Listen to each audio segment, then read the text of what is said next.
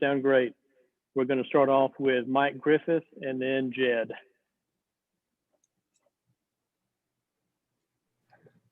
Hey, Coach, I wanted to ask you about Missouri. Obviously, they've been a top 10 team. What kind of challenges does Conzo Martin's team present this season? Well, they're playing so much faster than what they have in the past. And when you look at the statistics, it shows, but in the pace of the game, like a year ago, they were scoring in the first, this is maybe more data than you want, but I think it kind of shows how they're trying to play. A year ago, they were scoring in the first 8 seconds of the clock 18% of the time. The year before that, it was 10% of the time. Now it's 35% of the time. I mean, they're playing fast, and they've got tremendous guard play. They're one of the older teams in the league, maybe one of the more experienced teams in the country with what they have.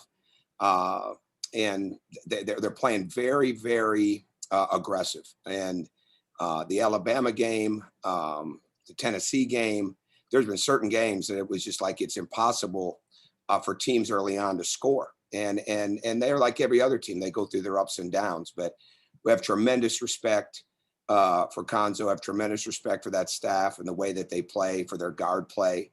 And whether Tillman's in there or not, they're bringing a really good, strong, aggressive front line that can not only score at the rim and rebound, but can shoot the three.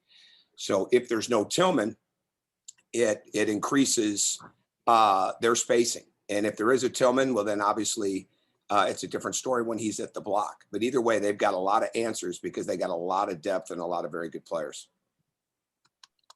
Hey, Coach, you mentioned after the game the other night that perimeter defense and keeping the ball in front is something that, you've seen problems with all year. At this point in the season, I guess, what, as a coach and as a staff, can you guys do to work on that? Is it more emphasizing technique more? Is it, adding more drills focused on that in practice? Sort of what? No, I don't think it's a matter of adding. It's a matter of locking in, and it starts with transition D. And it's a lot of times it's guarding the ball. First, it's stopping the ball, but then getting your people in help. And the problem with Alabama is they space the court so well that you end up not being in the gaps all the time because your man can shoot the three.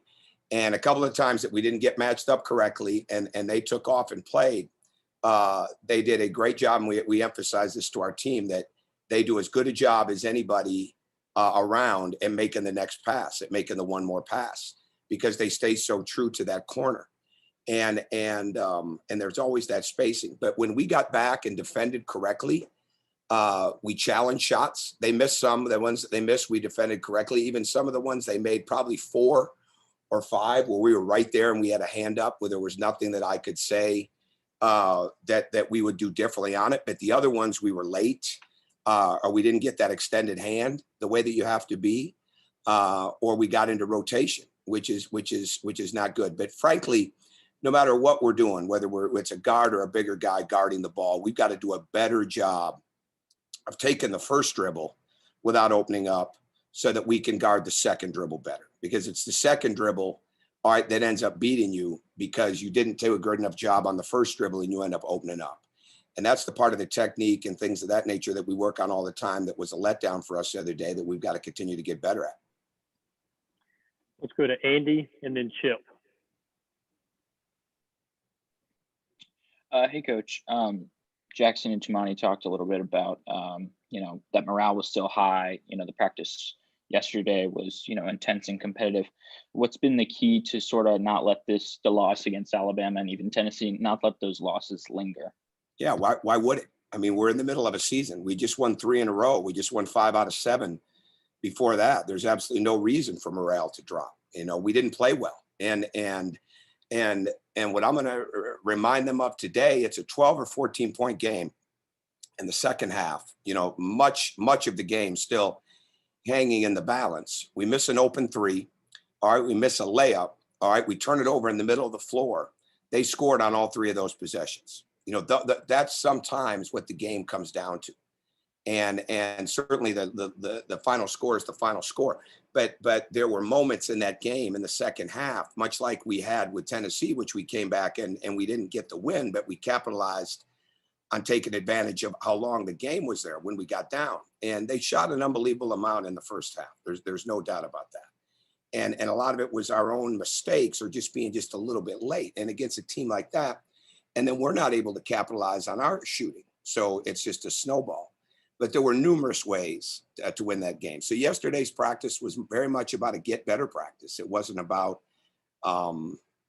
burying them or 3 hours of, total physicality. No, I mean, we come to work every day. We've got to isolate our skills. We want to get better. We don't want to lose confidence. We've got a lot of things that we can do, and we've got an opportunity to play a very, very, very good team, highly ranked team at home on Tuesday night. Coach, I would imagine if Jeremy Tillman is there, he's a big part of your game planning and scheming and that kind of stuff. Knowing that he's out, I guess you have to take him for the word that he's out. How does that change kind of the way you prepare for Missouri?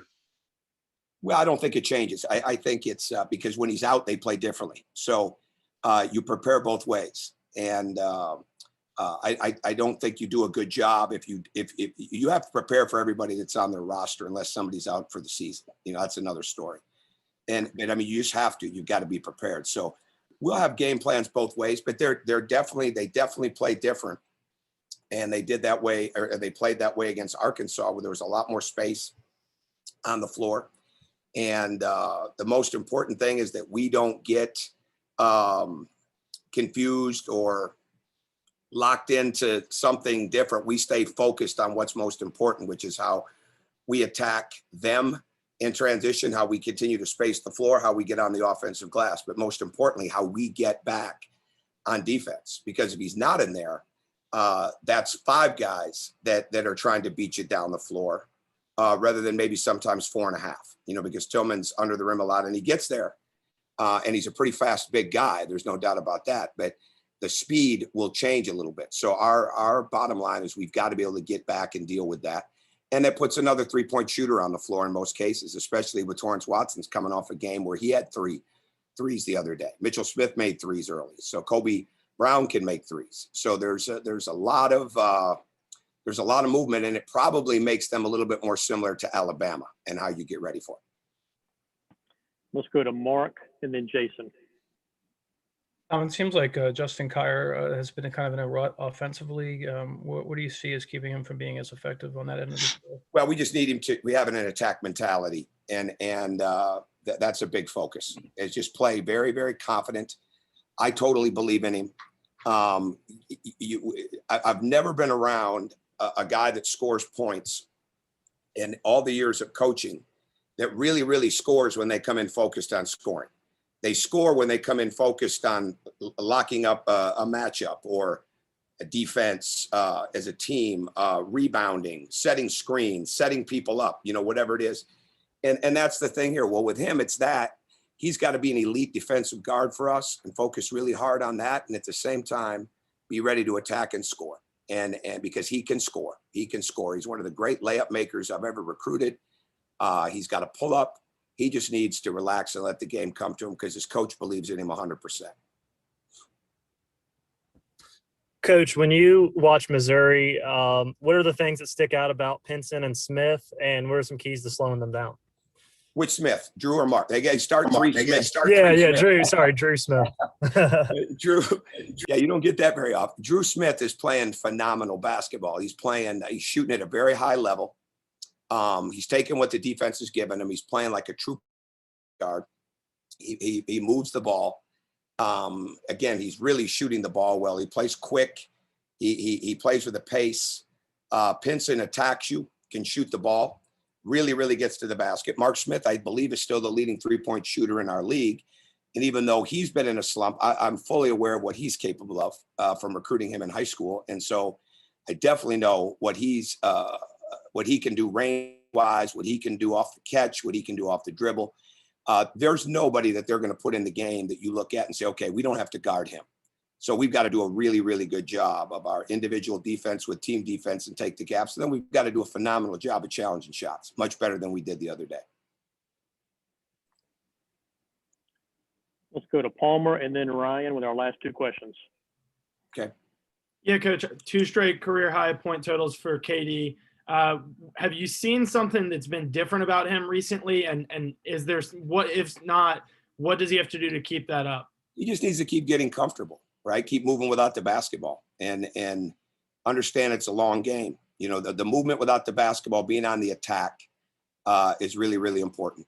You know, he's been eligible right now, what, about a month? Well, I don't remember what the date of the Auburn game was, but it's so crucial that he just stay on that path. You know, I've said this other times over the last few weeks, the development that he's making now is development that he would have been making in December. And hopefully, right? But we didn't have that. So he's just got to continue to learn and get better. And he's a guy that can not only let the game come to him, but he can attack. And we need him to attack. And we need him to be on the attack. We need him to be ready to shoot. And I think when we can play three guards like that, it opens things up, might even open up things more for Justin. Every game provides something different. We may get smaller, we may get bigger. And having KD in there as a guy that can play in both of those situations is very helpful. Hey, Coach, in a game like the last couple where you're just getting outshot by the other teams, what are the other ways that you think are most important for you guys to control the game? Without question, you got to get to the foul line. I mean, there's no doubt about it. And we've been pretty good at that. You know, you have to get to the foul line, and you've got to be able to be able to set your defense. So that's the most important thing. You want to try to get easy baskets. You don't want to take confidence away from shooting the ball, but you have to understand when the other team is really shooting at a high rate and we're not, all right, that the bottom line is the movement's got to continue, the drive and the attack's got to continue, but we've got to be able to put pressure on the rim with that, which then hopefully gets us the whistle that we need to be able to get to the foul line. Coach, thank you for your time. Good luck in tomorrow's game. Thank you. Thanks. Okay, everybody. Thank you for joining in, and we'll see you soon. Thanks, Steve. Good job, Steve.